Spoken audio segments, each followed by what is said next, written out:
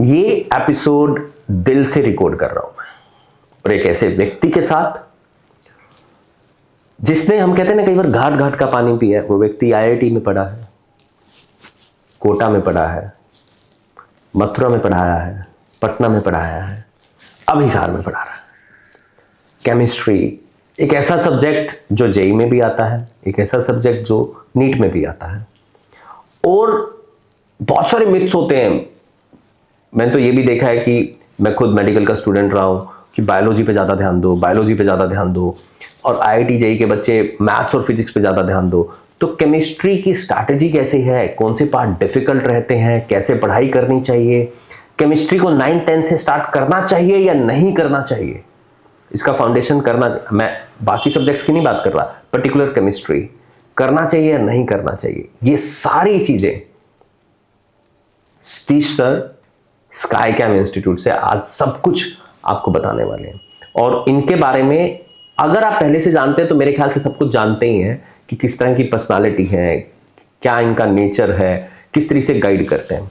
दूसरी बात, कोटा में बहुत सारे बच्चे सुसाइड कर रहे हैं, ऐसा हुआ है, बहुत सारे बच्चे सुसाइड कर रहे हैं, वो स्ट्रेस क्रिएट हो रहा है। तो बच्चे को ऐसे एक वही व्यक्ति आपको बता पाएगा जो खुद स्ट्रेस से निकला है, किस तरीके से टैकल करें, कौन सा पेरेंटिंग का पार्ट रखें ताकि वो स्ट्रेस से बाहर रहे। अगर कोई बच्चा स्ट्रेस में आता है, इन्होंने कैसे बच्चों को आप तक ट्रैक किया है, कैसे काउंसिल किया है, ताकि आप भी वो सब कर पाएं और बच्चे की फेवर में चीजें हो पाए। और स्टूडेंट जो ये सोचते हैं कि मुझे सिर्फ आईआईटी जेईई करनी है, या एक बार बीटेक में एडमिशन हो गया तो लाइफ सेट है, एक बार डॉक्टर में मेरा एमबीबीएस में एडमिशन हो गया तो लाइफ सेट है, तो क्या इसके बाद पढ़ना पड़ता है, नहीं पढ़ना पड़ता, कैसे पढ़ना पड़ता है, सारी चीजों के डाउट्स आज क्लियर होंगे इस एपिसोड से। So I welcome Satish Kumar Yadav from Skycam. Thank you sir. आप केमिस्ट्री कब से पढ़ा रहे हैं, कितने साल हो गए आपको केमिस्ट्री टीच करते हुए? सर केमिस्ट्री वैसे तो मैंने कॉलेज से स्टार्ट किया था, 4th ईयर से, बट फुल फ्लैश तो 2015। फुल फ्लैश 2015 से किया दिसंबर, तो अब लगभग 9 साल हो गए हैं। तो कॉलेज आप आईआईटी दिल्ली से पढ़े हैं, केमिकल इंजीनियरिंग की है। जब बच्चे केमिकल इंजीनियरिंग करने तो जाते नहीं है जनरली, उनका पर्पस कुछ और होता है, वो सारे आईटी प्रोफेशनल बनना चाहते हैं या कुछ ऑटोमोबाइल इंजीनियर, मैकेनिकल इंजीनियर बनना चाहते हैं। केमिकल इंजीनियरिंग क्यों चूज की, पहले से ही चाहते थे? नहीं, एक्चुअली अब भी जो ट्रेंड है सर वो ऐसा है कि रादर देन ब्रांच लोग देखते हैं कि जो आपकी रैंक है उस पर क्या मिल रहा है। मुझे था कि आईआईटी दिल्ली जाना है, हाँ। और उसका अच्छे से पता था कि वहाँ का एक्सपोजर वो बहुत अच्छा है और एल्यूमिनाई बेस, तो था कि आईआईटी दिल्ली ही जाना है। अब वहाँ जो ब्रांच मिल रही थी रैंक पे वो मिल गई। ऐसा मतलब मुझे पता भी नहीं था कि केमिकल इंजीनियरिंग में क्या होता है। हाँ, ज्यादातर बच्चों को पता भी किसी को भी नहीं पता होता। हाँ, ज्यादातर को।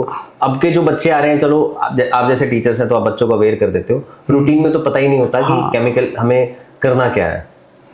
मेरे चाचा के बेटे ने भी केमिकल इंजीनियरिंग की थी आईआईटी रुड़की में। अच्छा। और उसको बाद में पता लगा कि मुझे नहीं लेनी चाहिए थी। अभी वो है आईटी में, वर्किंग इन यूएस।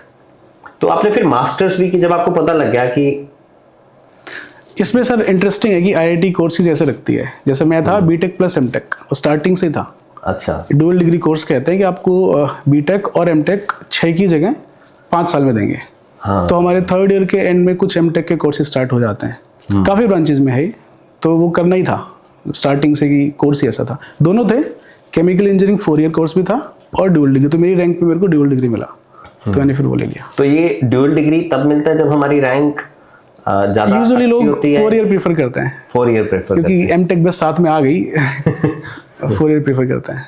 अगर आप 4 ईयर वाला कोर्स आपको मिलता है तब आप एमटेक ना करते केमिकल इंजीनियरिंग में, ऐसा कुछ। तो आपको केमिकल इंजीनियरिंग लेने के बाद ऐसा लगा कि आप केमिकल इंजीनियरिंग के लिए बने हैं? कोइंसिडेंटली, मतलब मुझे पता नहीं था पहले। मुझे केमिस्ट्री बहुत पसंद थी। ये 11th क्लास से थी कि मेरे एक टीचर थे स्कूल में, बहुत अच्छा पढ़ाते थे, तो उनसे बहुत मोटिवेटेड था और बहुत अच्छा पढ़ाते थे वो। तो वहाँ से केमिस्ट्री से उन्होंने अच्छे से इंटरेस्ट बनाया। लेकिन जाके पता लगा कि केमिकल इंजीनियरिंग में बहुत ज़्यादा नहीं, बट काफ़ी सारा केमिस्ट्री से रिलेटेड होता है। जैसे जब मैंने जेईई की प्रिपरेशन कर रहा था तब भी केमिस्ट्री मेरा फेवरेट सब्जेक्ट था, और उसमें अच्छा भी करता था, मतलब मुझे लगता था कि सब्जेक्ट में फील कर पा रहा हूँ। ऐसा होता है ना कि आपको सब्जेक्ट देख के पढ़ने में मेहनत हो, मुझे लगता था कि यार ये तो अगली चीज मैंने प्रेडिक्ट कर ली है, इसलिए वहाँ कोइंसिडेंटली कुछ पार्ट मैच कर गया तो थोड़ा सा और आसान हो गया। हाँ, ये तो वो था कि आप कहीं ना कहीं अंदर से चाह रहे थे तभी आपको केमिकल इंजीनियरिंग मिली, अदरवाइज तो आप शायद उस समय कंप्यूटर्स में ज्यादा इंटरेस्टेड होते तो आईटी मिल जाती। सब लोग ही कहते हैं कि आप कंप्यूटर साइंस लो, उस टाइम था भी ऐसा, और हमारे पास ज्यादा लोग भी नहीं थे बात करने के लिए, तो जितनी इन्फॉर्मेशन थी उससे यही था कि जो इनमें जो फिक्स है सर की कंप्यूटर साइंस। यूनिवर्स ने आपके लिए, आपने यूनिवर्स को मैसेज दिया था कि मुझे केमिस्ट्री में इंटरेस्ट है, तब केमिकल मिला। आईटी मिलता तो आप केमिस्ट्री से बिल्कुल अलग हो जाते। हाँ, और उल्टा भी है, उसमें काफी लोग ऐसे थे जैसे आपने बताया कि वो चले गए केमिकल में लेकिन वो बिल्कुल मन नहीं कर रहा पढ़ने का, तो ये आईटी की अच्छी चीज भी है। जैसे मेरी केमिकल इंजीनियरिंग ब्रांच में कोर में केमिकल में तो बहुत ही कम लोग बचे हैं जो जॉब कर रहे हैं। काफी लोगों ने माइनर्स सीएस की डिग्री कर ली, जैसे आईआईटी आपको इलेक्टिव्स का ऑप्शन देता है कि आप चाहो तो जो आपके पसंद के कोर्स हैं आप उनके कोर्सेज कर सकते हो। हाँ, तो काफी बच्चों ने वो किया, और बिल्कुल डिफरेंट ब्रांच में काफी लोग खुद की कंपनी चला रहे हैं। जैसे आईआईटी दिल्ली के एक्सपोजर की बात है कि कॉलेज आपको इतने सारे लोगों से कनेक्ट करेगा, इतनी ज्यादा अपॉर्चुनिटीज दिखाएगा, बेसिकली इन्फॉर्मेशन नॉलेज इतनी अच्छी हो जाएगी कि आप कुछ भी कर सकते हो। तो और इन जैसी ब्रांचेज में जिनका ऐसा कोर में ज़्यादा इंटरेस्ट नहीं आता, यहाँ बच्चे ज़्यादा एक्सप्लोर कर पाते हैं, तो बेसिकली वो एक ब्लेसिंग इन डिस्गाइज हो गया कि आपको टाइम भी मिल गया और एक्सप्लोर भी कर सकते हो, एक्सपोजर भी मिल गया। हाँ, क्या जैसे अब आप आईआईटी से आ गए, आज आप आईआईटी जेईई के बच्चों को पढ़ा रहे हो, जो नीट के बच्चों को पढ़ा रहे हो, आप उनको बताते हो कि आईआईटी में जाके तुम्हें क्या मिलेगा, किस तरीके से तुम सफ़र करोगे, या कौन सी प्रॉब्लम्स फेस होंगी, उसके लिए आप रेडी कर रहे हो बच्चों को? हाँ सर, एक जो मेजर चीज़ हमारे टाइम से थी कि भाई एक बार आप आईआईटी चले गए फिर लाइफ सेट है, तो मैं बच्चों को बोल देता हूँ भाई ऐसा नहीं है, आपको आगे पढ़ना है। तो क्योंकि ये एक बहुत बड़ा शौक वहाँ मिल जाता है कि आप, हम सबको मिला था कि अब भी पढ़ना पड़ रहा है, तो इसी में ही बड़ा कन्फ्यूजन था कि फिर क्या पढ़ें, उतना ही पढ़ना है जितना जेईई में पढ़ना था, कम पढ़ना है, तो हम अब रेडी करके भेजते हैं। जैसे मेरी हर साल आईआईटी दिल्ली में हमारे यहाँ से 3-4 बच्चे चले जाते हैं और सब टच में रहते भी हैं, पूछते भी रहते हैं। मेरी जैसे कुछ चीज़ें अगर मान लो अलग ब्रांच में चली गई तो मेरे दोस्त हैं जो मेरा ग्रुप था उस टाइम का, उन सबसे बच्चों से बात करवा देता हूँ। तो आपके मतलब आपके यहाँ से अगर बच्चा पढ़ के जा रहा है तो उनको, अगर वो आईआईटी में जा रहे हैं तो उसको आप पूरा आईआईटी के दौरान भी सपोर्ट कर सकते हो, और आईआईटी का एक्सपोजर तो है ही आपको, पर्टिकुलरली आईआईटी दिल्ली में तो आप रहे हैं, तो वो एक्सपोजर है। अभी तक कितने बच्चे आपके यहाँ से गए हैं 2015 से, मतलब 10 साल हो गए आपको पढ़ाते हुए, पिछले 10 साल में आपने कितने बच्चों को आईआईटी दिलवा दी है? ऐसे एग्जैक्ट नंबर तो अभी याद नहीं है, लेकिन सर ऐसा है कि जैसे स्टार्ट में तो हम शहर में नए थे तो बच्चे भी कम थे। मैं इस शहर की बात नहीं कर रहा, मतलब आपने हम हिसार में आ गए थे 2016 में। 16 में आ गए थे, अच्छा। तो हिसार में अब जैसे हर साल ऑन एन एवरेज हमारे 20 से 25 बच्चे सिलेक्ट हो जाते हैं। इस बार 25 थे, पिछली बार 25 थे, आईआईटीज चले जाते हैं। ओह वंडरफुल, वंडरफुल। स्टार्टिंग में कम थे बट अब धीरे धीरे एक नंबर की तरफ जा रहे हैं। मेरे भी टारगेट रहता है कि जितना हो सके मैक्सिमम बच्चों को पहुंचा दो। हाँ, नहीं वो तो आपकी जो ऑनेस्टी है, जो आपका बच्चों के साथ टच है, वो बच्चों को भी पता है, पेरेंट्स को भी पता है, बाकी सबको पता ही है। तो बच्चों की काउंसलिंग भी करते हैं, जैसे कई बार कोटा बड़ा मशहूर है इन चीज़ों के लिए कि बच्चे डिप्रेशन में चले जाते हैं, उनको सुसाइडल थॉट्स भी आते हैं और बच्चे कर भी लेते हैं। आपके पास भी बच्चे आते होंगे कि ऐसा मन कर रहा है, या आप उसकी एक्टिविटीज से जज कर लेते हैं कि ऐसा वो कर सकता है? सर दोनों ही चीज़ें हैं। जैसे इस जर्नी में क्या होगा कि ये 10th से काफ़ी डिफरेंट है। आपके 10th में बहुत अच्छे मार्क्स आए हुए हैं, तो एक पेरेंट्स के एक्सपेक्टेशंस बच्चे खुद से हो जाते हैं, पेरेंट्स एक बार हटाएं कि मैंने बहुत अच्छा किया है तो मैं अब भी अच्छा ही करूँगा। वो तो बिल्कुल डिफरेंट है। ये शौक स्टार्टिंग में मिल जाता है, कुछ बच्चे एब्जॉर्ब कर लेते हैं, कुछ नहीं कर पाते। पेरेंट्स का भी काफ़ी रोल है। चलते चलते चलते बीच में ऐसा आएगा कि कभी कभी आपके टेस्ट में बहुत खराब मार्क्स आए, आप पहले दिन खुद को संभाल ले गए।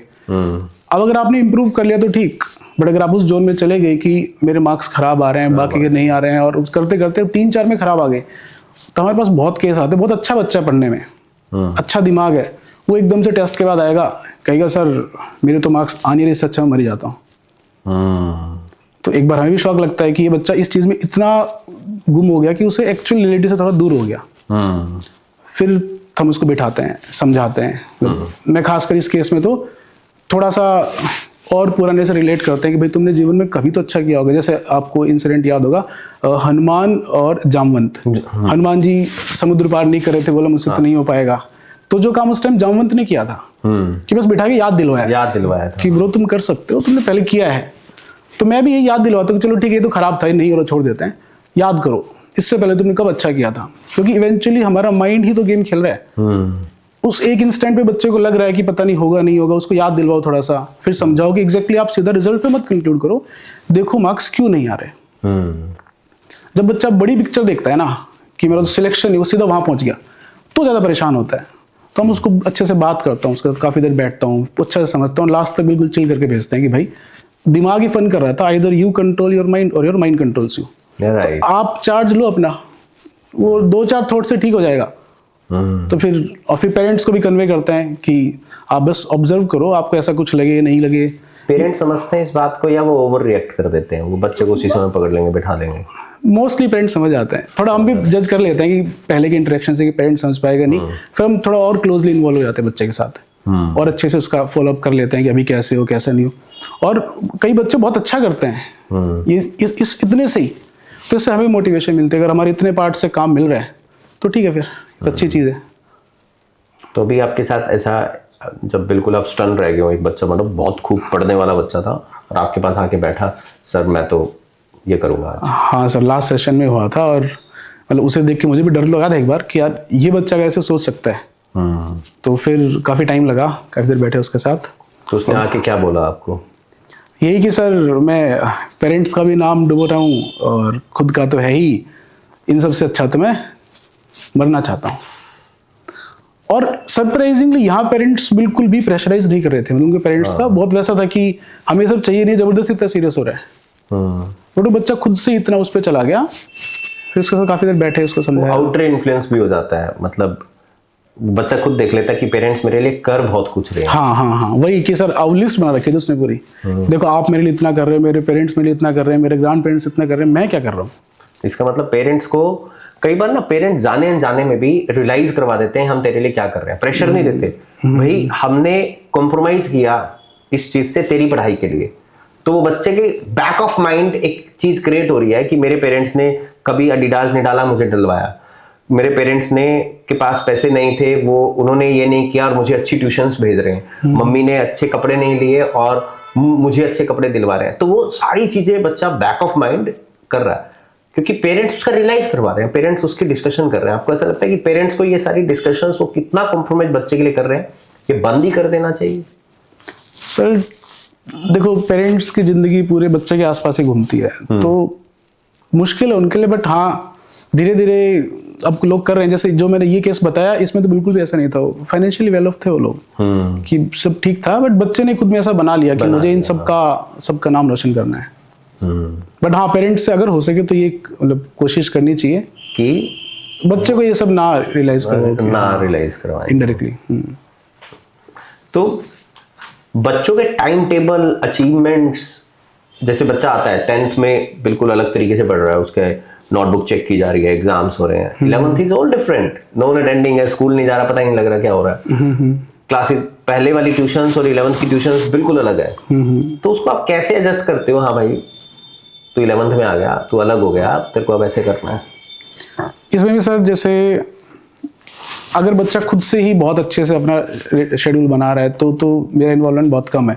बट कुछ केस में क्या होता है कि जैसे अभी आज की इंसिडेंट है कि पेरेंट्स आके पूछ रहे हैं, सर बच्चा काम क्यों नहीं कर रहा है, मतलब उसके मार्क्स, इवेंचुअली सब मार्क्स ही पूछते हैं, मार्क्स क्यों नहीं आ रहे हैं। तो उसको बिठाया, उससे पूछा, पूरा शेड्यूल पूछा कि बताओ अभी तुम क्या करते हो। तो वो कह रहा है, सर मैं तो बहुत पढ़ता हूँ। मैंने कहा कब पढ़ते हो बताओ।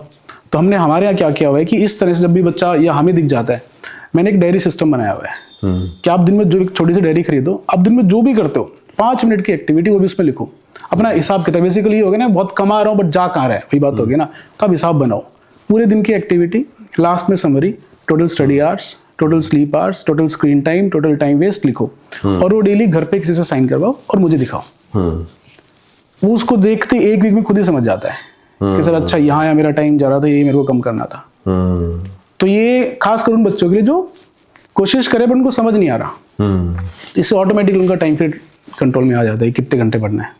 तो बच्चा ऐसा लिख के लाते हैं? हाँ सर, बहुत बढ़िया से बना के लाते हैं। सभी बच्चे रूटीन में करते हैं या सभी नहीं? हम सबको कह नहीं सकते। कोई बच्चा खुद से अगर अपनी फ्रीडम से ठीक से पढ़ रहा है तो उसे डिस्टर्ब नहीं करते कि ठीक है। बट मोस्टली बच्चे इससे बहुत अच्छे से अपना शेड्यूल इंप्रूव कर लेता है। 2 वीक लगते हैं बट काफ़ी अच्छे से कर लेता है। ये 2 साल की जर्नी जब वो तैयार कर रहा है या ड्रॉप करता है तो 3 साल की जर्नी, इस जर्नी में कौन कौन से ऐसे पल आते हैं जब बच्चा परेशान हो जाता है, मतलब स्ट्रेस आ जाता है उसको, तब ऐसे कुछ पॉइंट्स हैं आपके पास कि हाँ इस पॉइंट पे तो बच्चे को स्ट्रेस आएगा ही आएगा, ताकि पेरेंट्स उस पॉइंट से पहले ही रेडी रहें कि इस समय इसको ऐसे टैकल करना है, और बच्चे को भी पहले ही पता हो कि इस समय मेरे ऊपर पीक प्रेशर होगा, इस समय मैं परेशान हो सकता हूँ, उसको भी पता हो कि वो कैसे टैकल कर सकता है इन चीज़ों को। ये काफ़ी अच्छी चीज़ पूछी सर आपने कि इस पूरी जर्नी में स्टार्टिंग से लेकर लास्ट तक कई बार ऐसा फेज आएगा कि आप कितने ही इंटेलिजेंट हो, कितने हार्ड वर्किंग हो, आपको स्ट्रेस आएगा ही आएगा।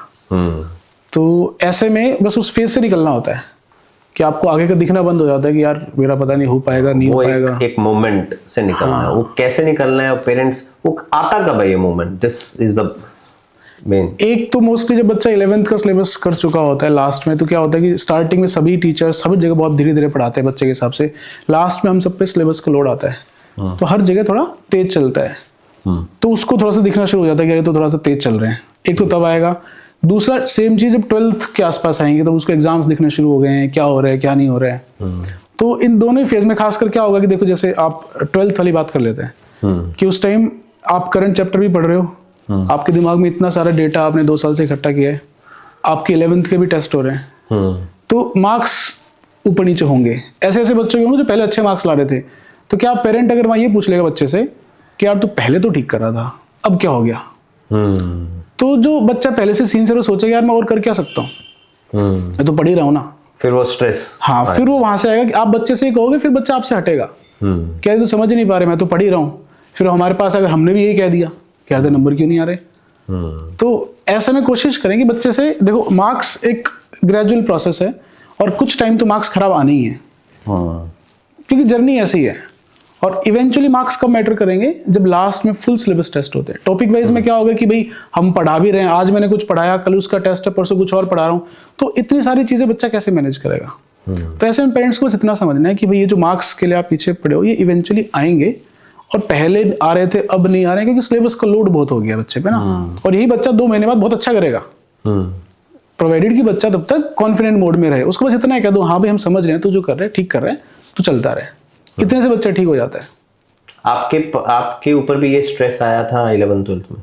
हाँ सर, ये 12th में मतलब मैंने कोचिंग 12th में ली थी, तो एकदम सब हो गया था कि यार ये सब कुछ इकट्ठा हो गया और कल सब कुछ एक साथ याद करके जाना है पेपर में, तो कैसे होगा ये। ड्रॉप करना चाहिए या नहीं करना चाहिए? मैंने ड्रॉप किया था क्योंकि मैंने 12th में ही कोचिंग ली थी बेसिकली। तो ड्रॉप करने के पीछे फैक्टर्स देखो, अगर आपने बहुत मन से तैयारी की थी और आपका पेपर खराब हुआ है तब तो ड्रॉप करना चाहिए।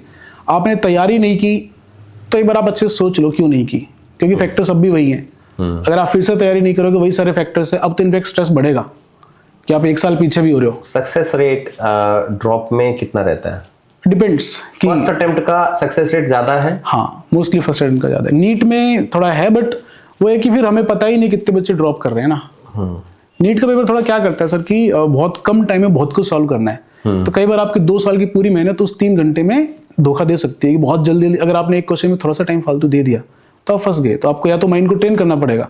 कई बार बच्चे पेपर देख के चीज सीखते हैं, जैसे हम खूब पेपर करवा रहे हैं, बट क्या है कि वो मेन एग्जाम जब आता है तभी वो स्ट्रेस आता है, और स्ट्रेस फिर उसको लगता है यार ये तो मैं कर सकता था। वो एग्जाम टेम्परामेंट उनका तब तक बिल्ड नहीं होता वो। तो ड्रॉप क्या कहोगे, यस और नो? मैंने कहा डिपेंड करता है कि अगर बच्चे ने ठीक से पढ़ाई कर रखी है तो आंसर दे रहे हैं आप। नहीं सर हम भी ऐसा ही करते हैं। अगर बच्चे ने तैयारी अच्छे से की है, पेपर खराब हुआ है, तो उसको अकल आ गई है, उसको ड्रॉप करना चाहिए, क्योंकि वो रिस्क है बेसिकली, 1 साल का तो रिस्क है। आपकी तैयारी पूरी, आप और अच्छे से मैच्योर हो गए एग्जाम देने में, बट आप पढ़े नहीं और आप ये सोच रहे मैं 1 साल पढ़ लूंगा, एक तो आपके सिलेबस की स्पीड डबल होगी, वो डिस्ट्रैक्शंस और बढ़ेंगे, तो थोड़ा मुश्किल हो जाएगा। कुछ चैप्टर्स हो सकता है, मान लो आपने 80% सिलेबस कर रखा था, कुछ रहता था, तो फिर तो ड्रॉप करना चाहिए ऑब्वियसली कि आप पूरा करके पेपर दोगे। आपके मन में ये ना रहे कि मेरा सिलेबस पूरा नहीं था, वो पूरी जिंदगी वो कसम ना रह जाए मन में। तो ऐसे में फायदा भी होता है बच्चों को। कई सारे ड्रॉपर बच्चे अच्छा आप बच्चों को प्रमोट करते हो 10th में भाई तुम IIT JEE में या नीट में जाओ, या ये कहते हो भाई जरूरी नहीं है, काउंसलिंग करा लो, कुछ भी चूज करो? इसके लिए तो आई थिंक वही बात है कि प्रोफेशनल काउंसलर ही चाहिए, कि हम बच्चा भी पता नहीं कर सकता, हमारे पास भी टेक्नोलॉजी नहीं है, तो बच्चा कैसे, हम जैसे मैं आते हैं हमारे 10th के बच्चे कि सर इसको क्या दिलवाएं, मोस्टली वही पूछते हैं सर मेडिकल या नॉन मेडिकल।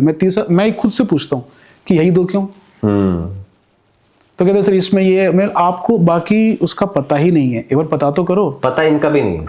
हाँ, इनका भी नहीं पता, इसका भी नहीं। बस ये बड़ी कॉर्पोरेट कोचिंग्स ने एडवर्टीजमेंट इतनी की हुई है, इतनी की हुई है कि इसके अलावा कुछ दिखता ही नहीं है।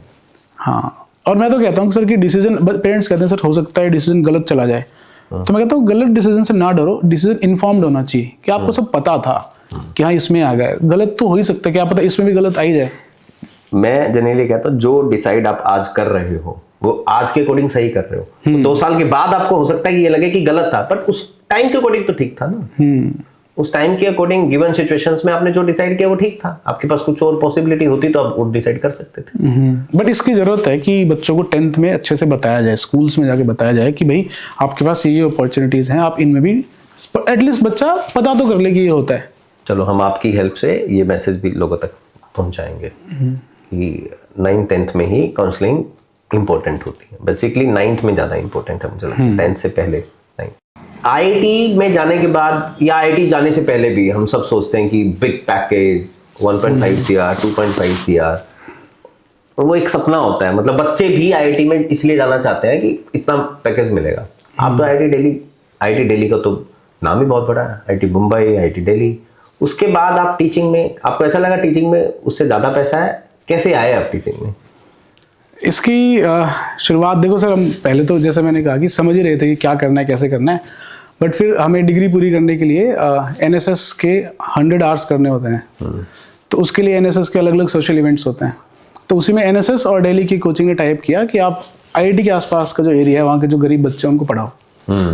तो उसमें अपने आवर्स पूरे करने गया था, पढ़ा के आया और मज़ा आ गया। मतलब मुझे लगा ये करना यही है कि मुझे सबसे अच्छी चीज़ उसमें लगी थी ह्यूमन इंटरेक्शन, कि मैं डेली इस तरह से लोगों से मिल रहा हूँ। फिर कॉर्पोरेट की बारी आती है, वैसे तो धीरे धीरे हो ही गया था यही करना है, बट फिर जब मैंने अपना केमिकल इंजीनियरिंग का इंटर्न किया तो उसमें थोड़ी और क्लैरिटी आ गई कि आप एक आए छोटे से ऑफिस में काम करके चले गए, किसी कुछ पता नहीं क्या हो रहा है बाहर, क्या हो रहा है, तो ह्यूमन इंटरेक्शन भी नहीं है। फिर मैं थोड़ा सा कॉलेज में घूमने का बहुत शौकीन था कि बहुत घूमने जाया करते थे हम लोग। तो उसके लिए भी सबसे पहले ऐसे ही एक कोचिंग में पढ़ाना शुरू किया। मथुरा की शुरुआत वहीं से हुई। वो वीकेंड्स पे जाके हम पढ़ा सकते थे IIT से, तो वहाँ से पढ़ाना शुरू किया और पहली साल में एक बहुत अच्छा रिजल्ट आया। देखो आपको पसंद आया तक ठीक था, बट जब पहली साल में ऐसा आ जाए, और बच्चों से फीडबैक लिया मैंने, मैं उन्हीं की एज ग्रुप का था, तो उन्होंने कहा कि हाँ सर आप ठीक कर लोगे, आप समझ आता आप जो पढ़ा रहे हो हमें क्लैरिटी आ रही है। तो उससे कॉन्फिडेंस भी आ गया कि मजा, मतलब मुझे तो लग ही रहा था मैं कर लूँगा, बट कॉन्फिडेंस भी आ गया। फिर फुल फ्लेज इसमें आ गया। और टीचिंग से देखो एक सबसे बड़ा पॉइंट तो जो ह्यूमन इंटरेक्शन, प्लस मैं इस ग्रुप को पढ़ा रहा हूँ जिससे मैं हमेशा अपडेटेड रहूंगा। ये बच्चे जो हैं 11 12 का जो ग्रुप होता है, मुझे हर साल बिल्कुल लेटेस्ट इन्फॉर्मेशन रहती है कि क्या चल रहा है, बच्चे इस वक्त क्या कर रहे हैं। अभी आप जेनजी जनरेशन को पढ़ा रहे हैं। हाँ, मैं तो आपको पता है जेनजी में क्या चल रहा है। क्लास में बहुत बोलता हूँ उनको कि तुम जेनजी हमसे ऐसे अलग हो, ये हो। और फिर इवेंचुअली इस फील्ड का फायदा कि आपको सोसाइटी अच्छे से रिस्पेक्ट करती है। तो ये सारे फैक्टर्स मिल गए, बट मेन था कि वो जो स्टार्ट हुआ था कि ह्यूमन इंटरेक्शन मिलना चाहिए। ऐसा काम करो कि आप डेली नए नए लोगों से मिल रहे हो, लोगों से बात कर पा रहे हो, तो उसे मजा, प्लस केमिस्ट्री, तो सब एक साथ जुड़ गया सब। हाँ। फिर जब आपने पढ़ाना के लिए सोच लिया कि पढ़ाना है, तो केमिस्ट्री कैसे आया? केमिस्ट्री तो सर देखो जैसे कहा कि बहुत आसान लगती थी तो वहाँ से शुरू किया। और एक्चुअल में जब बच्चे भी बोलते हैं ना इस बात को कि हाँ सर, सबसे पहले साल का फीडबैक बहुत अच्छा था कि उन्होंने कहा कि सर जो आप पढ़ा रहे हो उसे समझ आ रहा है। मैंने टीचिंग सीखी मथुरा में थी, सबसे पहली कोचिंग जो थी। तभी आप अब मतलब वो जो IIT वाला पैकेज होता है, अब 10 साल हो चुके होते हैं आपको किसी कॉर्पोरेट में, और 10 साल में लेट्स से आपने एक लेवल पे स्टार्ट किया होता, वहां तक पहुंच गए, पहुंचना है, या वहां पे सोचा ही नहीं उस तरीके से? हर चीज को फाइनेंशियल नहीं देखना चाहिए, मतलब मैं मना नहीं कर रहा हूँ, नहीं पहुंचा बट उस वे में अब इस जोन में आ गए हम एज ग्रुप में कि हम उस डायरेक्शन में देखते नहीं। बहुत सेटिस्फेक्शन है सर कि अब मेरे पढ़ाए हुए बच्चे, हमारे पढ़ाए हुए बच्चे IIT में हैं, अब उनकी जॉब लग चुकी है, वो टच में है। तो आप एक वास्ट फील्ड से टच में हो इस वक्त। मेरा तो था ही, जो हमारा ग्रुप था वो तो था ही, उसका जो बच्चे पढ़ के जा रहे हैं, छोटे मोटे फायदे और भी हो जाते हैं कि अगर आप मान लो पहाड़ों में घूमने जा रहे हो, तो हमारे कोई स्टूडेंट है IIT मंडी में है या एम्स बिलासपुर में है, तो मैंने कह देते भाई हम आ रहे हैं और वहाँ के गेस्ट हाउस बहुत अच्छे होते हैं। ये एक एड ऑन बेनिफिट हो गया। ये तो हर प्रोफेशन का होता है, और टीचिंग प्रोफेशन का तो बहुत वास्ट फील्ड हो गई। हाँ, बहुत ज्यादा बेनिफिट। बच्चे अलग अलग आपको जा रहे हैं। हर फील्ड में किसी भी जगह जाओ आपको ऐसा मिल ही जाएगा कि वो आपकी रिगार्ड भी करेंगे, रिस्पेक्ट भी करेंगे, और आपको कुछ ना कुछ बेनिफिट, चाहे हम ना भी लेना चाहते हो, हमें पता भी ना हो, वो भी मिल जाता है हमें। टीचिंग में ऐसा है कि मैं आपसे कह रहा था कि मैं सुबह से शाम तक पढ़ा सकता हूँ, बच्चों के साथ बैठ सकता हूँ। ये शायद मैं किसी और चीज में नहीं कर पाता कि आप सुबह बैठ गया। हाँ, मैं जनरली कहता हूँ turn your passion into profession, a lifetime is a vacation. So you are enjoying your lifetime vacation, and that's how you landed in chemistry teaching.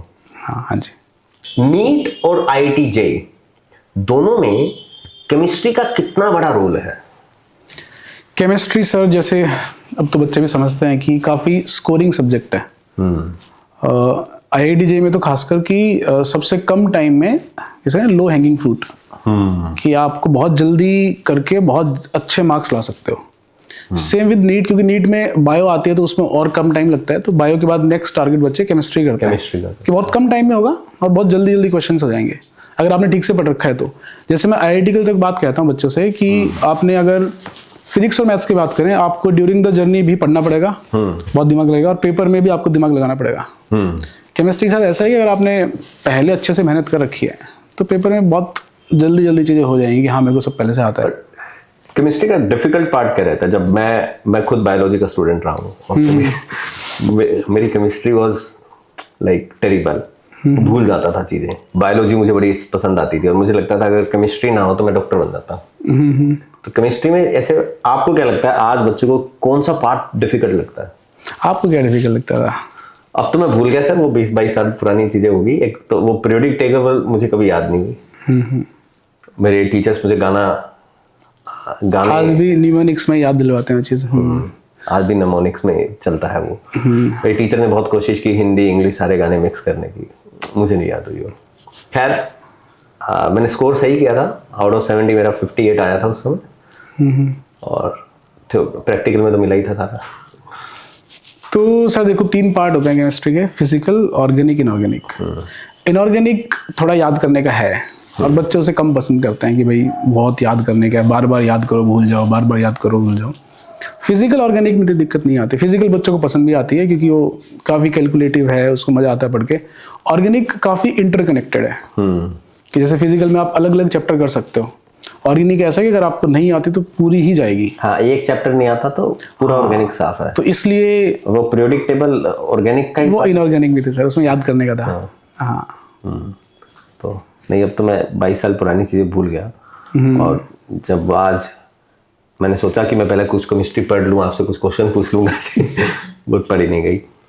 तो बच्चा जब 11th-12th में प्रिपरेशन स्टार्ट करता है नीट की या जेई की, तो उसको 11th-12th से स्टार्ट करनी चाहिए, या कुछ बच्चों में आजकल ट्रेंड है 9th-10th में स्टार्ट कर दो, लग जाओ?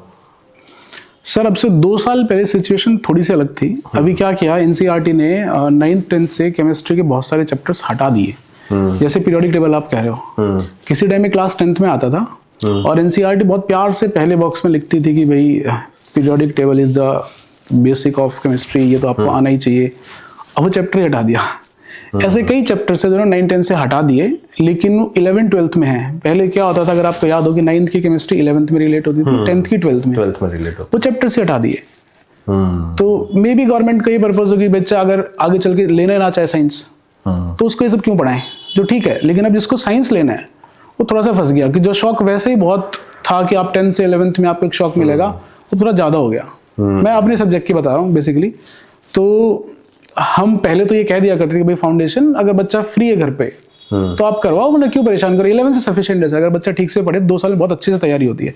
हमारे भी रिजल्ट्स ऐसे ही हैं कि अगर आप देखोगे तो 50% हुए हैं जो नए बच्चे आए थे, कि बिल्कुल 50% से ज़्यादा इनफेक्ट, कि जो नए बच्चे आए जिन्होंने 11th तक कुछ भी नहीं पढ़ा।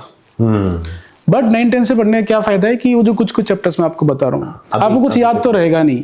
देखो मैं आपको 9th में कुछ पढ़ा रहा हूँ, 11th में याद है तो छोड़ दो, आपको 6 महीने बाद याद नहीं रहता, मैं बहुत रिवीजन कराना पड़ता है।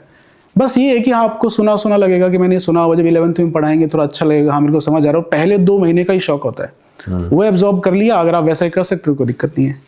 तो बच्चा अगर स्कूल से फ्री है, एज इन कि उसके पास टाइम है, तो ही फाउंडेशन कराएं। फाउंडेशन में कुछ भी याद करने का ना सीखें, इन्फॉर्मेटिव तो बिल्कुल भी नहीं, भूल जाएगा। और जैसे उसको लगे कि मेरी फाउंडेशन मेरे को परेशान करे, जब तक चाव है ठीक है।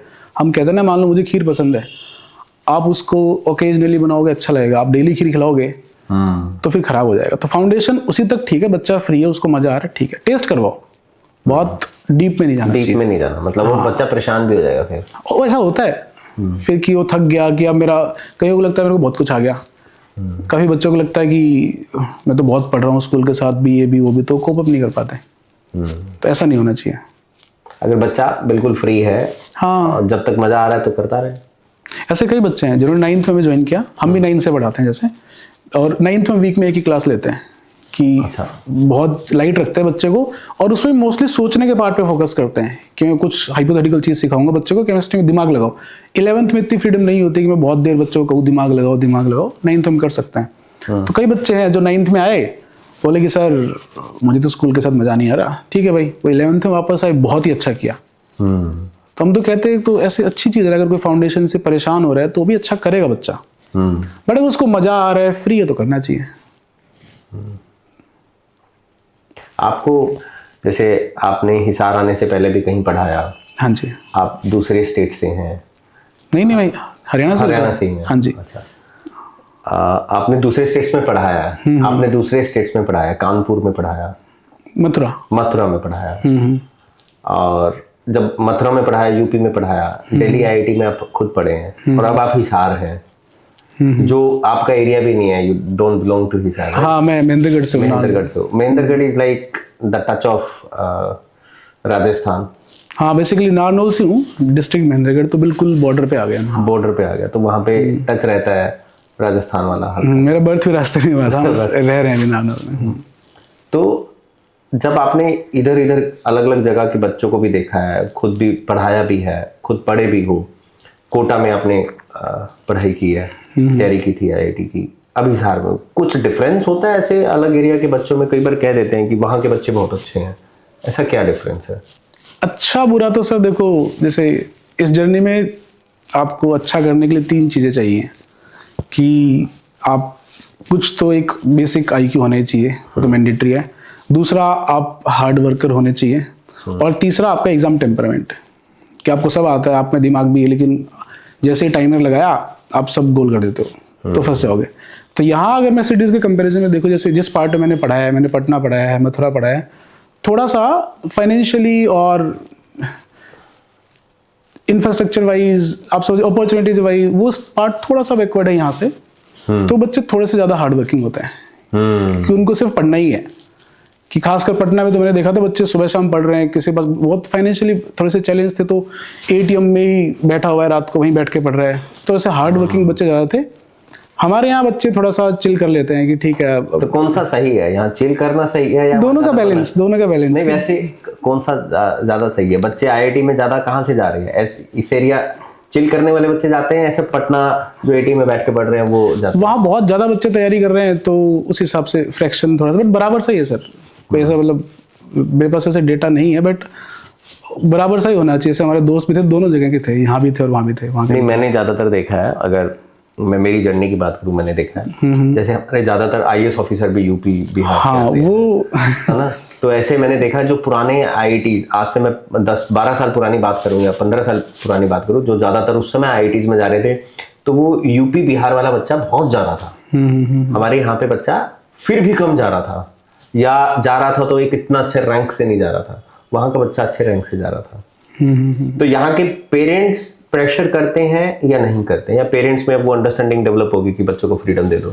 अब मोस्टली में डेवलप हो गई है, बट अब ये कि जिनमें नहीं हो पाई है या जो नहीं करना चाह रहे, वो लॉट काफी परेशान भी रहता है कि भाई कोई प्रेशर वाली चीज है ना। मैं तो अपनी क्लास में बहुत कहता हूँ कि भाई अब तो बहुत सारे ऑप्शंस हैं। अब सिर्फ इसलिए कि आपने सुना हुआ है, मतलब आपको पता भी नहीं कि IIT में क्या करोगे, आपको क्या ब्रांच मिलेगी। मेडिकल में फिर भी सॉर्टेड है कि आपको पता है कि आपको डॉक्टर, तो वहाँ थोड़ी सी क्लैरिटी रहती है। मेडिकल में अगर फिर बच्चा अगर नीट क्वालिफाई नहीं होता, फिर वो फंस जाता है। हाँ, फिर उसके बाद भी ऑप्शंस नहीं पता उन्हें क्या कर सकते हैं। तो आप हेल्प करते हो बच्चों की? हम नहीं, बट हमारे जैसे टीचर्स हैं और जो हेल्प कर देते हैं।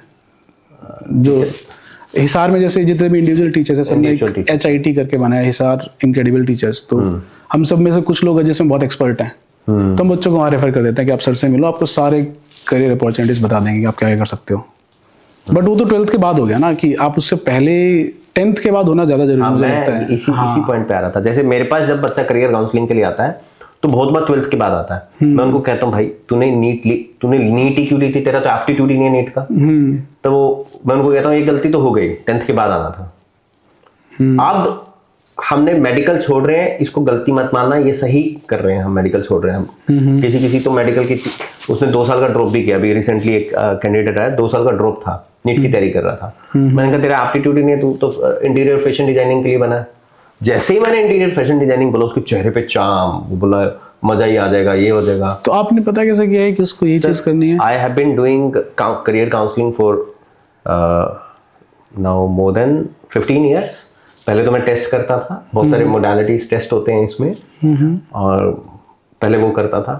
अब उस लेवल तक डेवलप कर लिया है कि मैं कुछ कॉमन क्वेश्चन पूछता हूँ, तुम्हें कलर कौन सा पसंद है, तुम खाली बैठते तो साइंटिफिकली मतलब आप ऐसे पता कर सकते हो? हाँ, मैं बच्चे से 20 क्वेश्चन करूंगा, बेसिकली 8 क्वेश्चन करूंगा, उसके बाद मैं उसको क्वेश्चन के आंसर बताना शुरू करूंगा, उसका नेचर बताना शुरू करूंगा। अगर मैं उसका नेचर सही बता रहा हूँ, उससे पूछ लेता हूँ 10 चीजें बताऊंगा, अगर मैंने उसके 10 चीजें सही बताई हैं तो इसका मतलब मैं बिल्कुल उसकी मैंने नब्ज पकड़ ली है।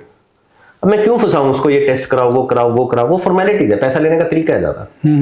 उससे मैं 10, 15, 20 हजार रुपए ले सकता हूँ, परंतु वो फॉर्मेलिटीज है, उसको फंसा सकता हूँ मैं ऐसा। बट मुझे पता है कि इन सारी चीजों से पता लग रहा है, मैंने मोर देन 200 बच्चों की ऐसे कर दी है और सही की है अभी तक।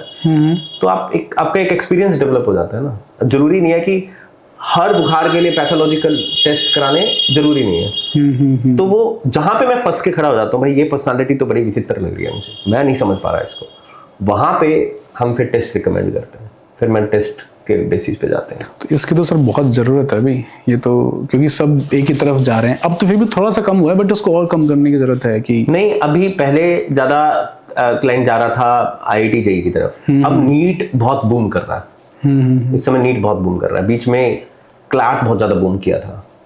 तो है ज़रूरत, काउंसलिंग की ज़रूरत है। कुछ लोग करवा पाते हैं, कुछ लोग नहीं करवा पाते। पहले 500 पर काउंसलिंग में चार्ज करता था, 2011-12 में नहीं देते थे। आज वो 2000 के आसपास चार्ज करता हूँ तो दे देते हैं। उसमें 500 में एक क्लाइंट आता था पूरे साल में, आज वो 2000 में भी 15-20 क्लाइंट, 40 क्लाइंट आ जाते हैं। बट हम इसको ना एडवर्टीज नहीं करते, जिनको पता है वही आ रहे हैं, इसको हम एंडोर्स नहीं करते, क्योंकि वो कोर फील्ड नहीं है मेरा। बट मुझे खुद करना पसंद है तो कर रहा हूँ। तो क्या आप अपने इंस्टीट्यूट्स पे ऐसे परफॉर्मेंस वाली चीजें भी करवाते हैं? परफॉर्मेंस कैसे कि ब्रेन ट्रेनिंग, माइंड ट्रेनिंग, ताकि वो शांत भी रहें, काम भी रहें, स्ट्रेस कभी आए ना, और कम समय में ज्यादा परफॉर्म कर पाए। इन सारे में एक चीज तो है कि स्ट्रेस वाली चीज मेरी क्लास बहुत लाइवली रखता हूँ, बहुत ज्यादा हंसी मजाक करता हूँ, तो स्ट्रेस वाले पार्ट पे था। बट बाकी जो आपने बताया उनमें से तो ऐसा हम कुछ नहीं करते हैं। तो उसको आप कर सकते हो। हाँ, बट जैसे आपने बताया तो कर सकते हैं। सबकॉन्शियस ब्रेन ट्रेनिंग से हम बच्चों, किसी भी व्यक्ति की परफॉर्मेंस, जितने भी एथलीट्स हैं ना सर, जितने भी एथलीट हैं उसकी ट्रेनिंग होती है। एथलीट्स एक बेस्ट मैं आपको रोक रहा हूँ, याद आया कि एक चीज तो हम करते हैं कि मैं हर संडे बच्चों के साथ क्रिकेट खेलता हूँ, बट वो एक लिमिटेड ग्रुप हो गया कि जो बच्चे खेलना आना चाहें। काफी बच्चे आ जाते हैं, बट वो एक जैसे गर्ल्स की हमेशा शिकायत रहती है कि सर आप उनके साथ ही खेल लेते हो, तो हमारे साथ उनके साथ और सर एक टाइम बैडमिंटन फिर 2 ही लोग हो गए। क्रिकेट का सबसे बड़ा फायदा क्या है कि जैसे अगर मान लो मैं बैटिंग करके आउट हो गया, बैठा हूं, तो भी तो बच्चों से मिल लेते हैं, बात कर लेते हैं, जो क्लास में नहीं कह सकता, या किसी ने मुझे आउट कर लिया तो आप समझ रहे हो, बच्चा थोड़ा अच्छे से कनेक्ट हो जाता है। तो ये पार्ट तो हम करते हैं, बट जो आप साइंटिफिक चीजें कह रहे हो वो ऐसा कुछ। एथलीट्स क्या करते हैं सर, आप किसी एथलीट को बिठाओ चेयर पे, उसको भागने के लिए मत कहो, उसको कहो आंखें बंद कर और भाग, आंखों के अंदर अंदर भाग। आप सरप्राइज हो जाओगे, 15 मिनट लगेंगे नहीं, 5-7 मिनट में उसकी बॉडी में स्वेटिंग हो जाएगी। हमारी बॉडी अंदर काम करती है। तो ऐसा कहा जाता है, कहा क्या जाता है, मैंने अपनी लाइफ में भी देखा है, पहले चीजें यहां होती हैं फिर रियलिटी में होती हैं। देखो, आपने मुझे बताया कि कहीं back of mind 10th 11th में आपका केमिस्ट्री डेवलप हो गया था, मतलब एक यूनिवर्स को मैसेज चला गया, यहाँ पे चीजें बन गई। अब आपको पता ही नहीं क्या हो रहा है, आप केमिकल इंजीनियरिंग में गए, आज आप केमिस्ट्री पढ़ा रहे हो, आपको पता ही नहीं ये कैसे हुआ, बट मैं उसको कनेक्ट कर पाया। मतलब आज आप कैसे केमिस्ट्री टीचर हो, that started in class 10th sir, some of your teacher started this, और आपको नहीं पता लगा। This is that subconscious. वो एथलीट्स के साथ भी ऐसा होता है। तो बच्चों के साथ भी ऐसा हम कर सकते हैं, और ऐसा करते हैं तो स्ट्रेस ऑटोमेटिक नहीं आता, क्योंकि हम नहीं काम कर रहे होते, फिर सबकॉन्शियस ब्रेन काम कर रहा होता है, वो करवाएगा हमसे जो करवाएगा। तो अब जैसे आपने मुझे बताया आईआईटी जेईई में ये इक्वल पार्ट करता है, केमिस्ट्री तो स्कोरिंग है, दोनों ही पार्ट में आसान भी होता है, इसे स्कोर किया जा सकता है। अगर बच्चा नीट की तैयारी कर रहा है और उससे केमिस्ट्री नहीं निकलती, तो उसके लिए क्या ट्रिक्स ऐसी होती हैं कि वो फटाफट तैयारी कर सकता है? ये फटाफट वाली चीज़ से बस थोड़ा सा मुझे फटाफट तो नहीं होगा सर, बट अगर आप बेसिक्स पे जाओगे, जैसे एनसीईआरटी है, मैं एनसीईआरटी को मैं धर्म ग्रंथ कहता हूँ कि एनसीईआरटी की एक लाइन प्योर गोल्ड है। अगर आप सिर्फ एनसीईआरटी पे भी स्टिक रहोगे, एनसीईआरटी से जैसे पढ़ते टाइम बहुत अच्छी चीज़ है कि आप पढ़ते टाइम क्या कर सकते हो कि आप जैसे आप नॉर्मली पढ़ रहे हो तो आपको लगेगा यार थोड़ी देर में बोर हो जाओगे सब, या ऐसा लगेगा आता है या नहीं आता है। क्या करो, पढ़ते पढ़ते क्वेश्चंस बनाओ कि अगर इस एक पैराग्राफ से मुझे क्वेश्चन बनाना है और वो मेरे अलावा कोई ना कर पाए, तो आप पूरा दिमाग लगा दो उस पैराग्राफ को डिकोड करने में। तो एनसीईआरटी को ढंग से पढ़ो। बहुत जैसे एनसीईआरटी केमिस्ट्री में ये है कि आप जल्दी जल्दी भूल सकते हो चीजें, तो जितना हो सके रिवीजन करो। हम भी कोशिश करते हैं कि जो चैप्टर अभी हो गया 2 महीने बाद फिर से उसका टेस्ट करवाएं, बार बार रिवीजन करवाएं। एक तो देखो सिलेबस जब चल रहा है वो चल रहा है, उसके बाद फिर रिवीजन चाहिए। केमिस्ट्री थोड़ा सा ज्यादा रिवीजन मांगती है as compare to other subject. हाँ, बायो भी ऐसा ही, वैसे बायो भी काफी रिवीजन मांगती है। बायो इज ऑल, मतलब जब मैं पढ़ रहा था तो हम मतलब बहुत ज़्यादा उस पर 10-10 घंटे हम बायो ही पढ़ते थे।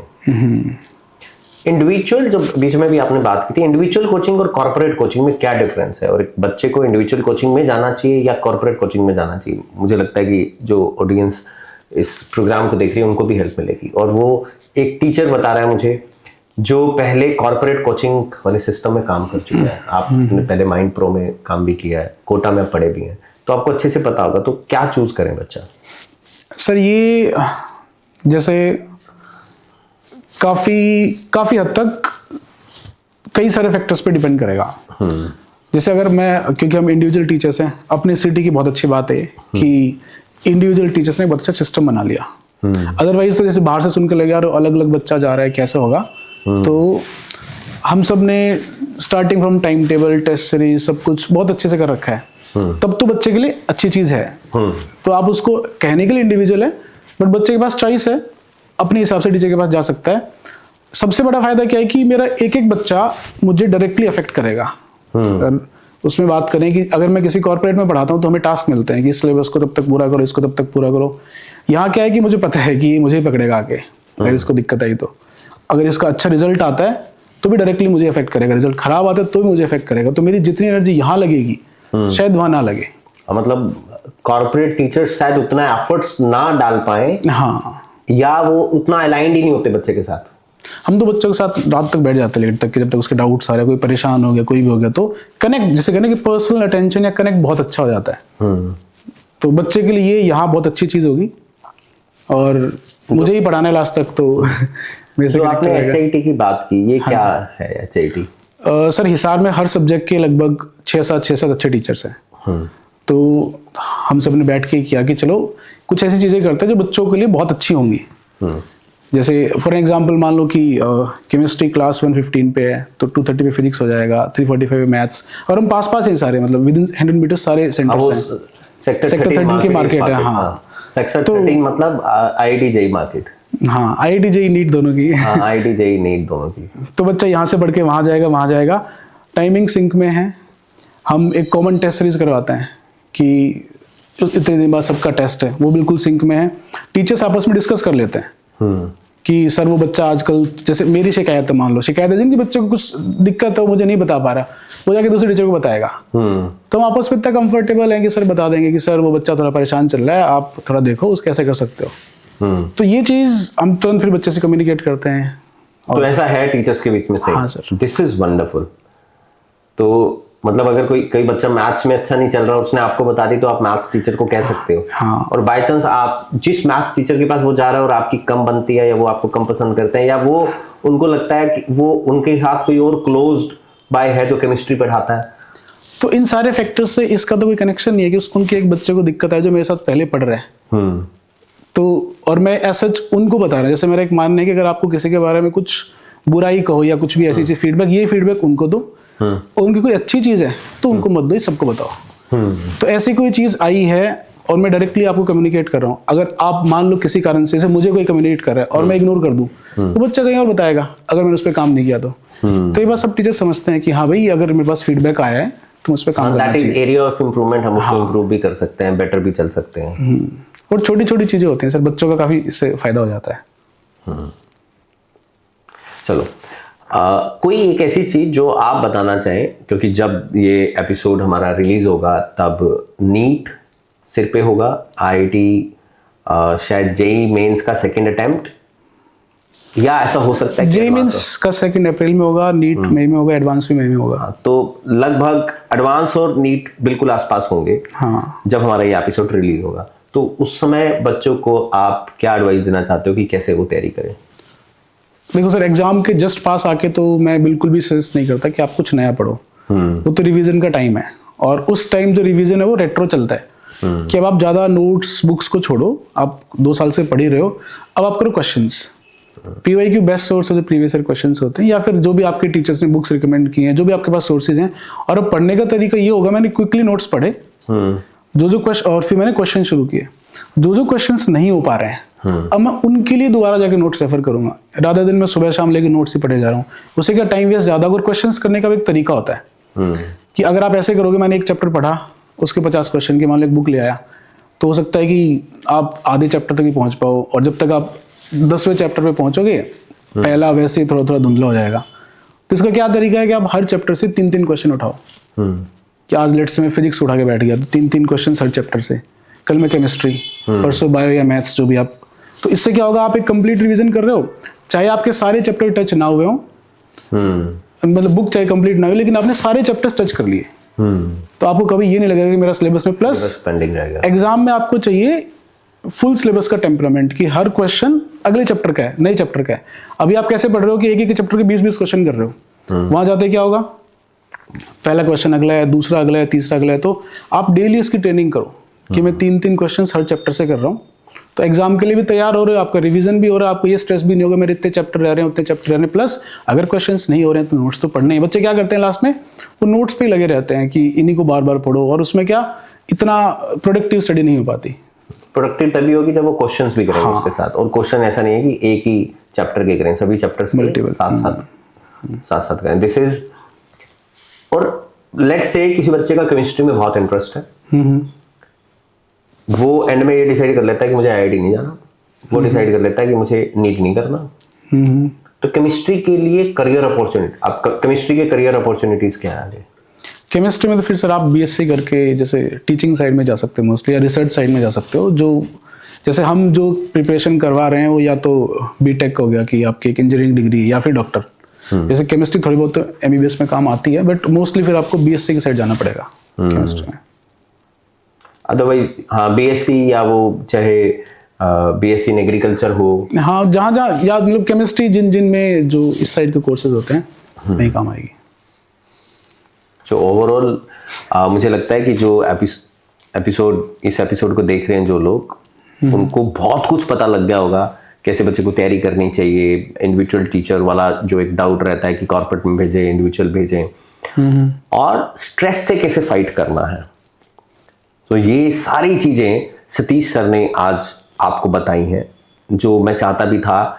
ये एपिसोड बहुत ही सोच समझ के मैंने चूज किया था कि हम इसके ऊपर काम करेंगे, क्योंकि बहुत सारे स्टूडेंट्स को प्रॉब्लम आती है। आईआईटी जेईई में लोग केमिस्ट्री को वैल्यू नहीं देते, वो कहते हैं मैथमेटिक्स या फिजिक्स। नीट के अंदर वो ज़्यादा वैल्यू बायो को देते हैं, क्योंकि बायो का पार्ट ज़्यादा होता है। सो जो वैल्यू नहीं देते उनके लिए भी ये एक बहुत अच्छी अपॉर्चुनिटी है। और सर ने भी बताया कि ज़्यादातर बच्चे जब 12th के बाद अगर उनको ऐसा लगता है कि मैं साइंस के लिए नहीं बना, तो वो पार्ट 10th तक डिसाइड हो जाना चाहिए। फाउंडेशन के भी सारे क्वेश्चंस क्लियर है। अगर आपको कोई क्वेश्चन होता है तो आप कमेंट सेक्शन में जरूर पूछ सकते हो।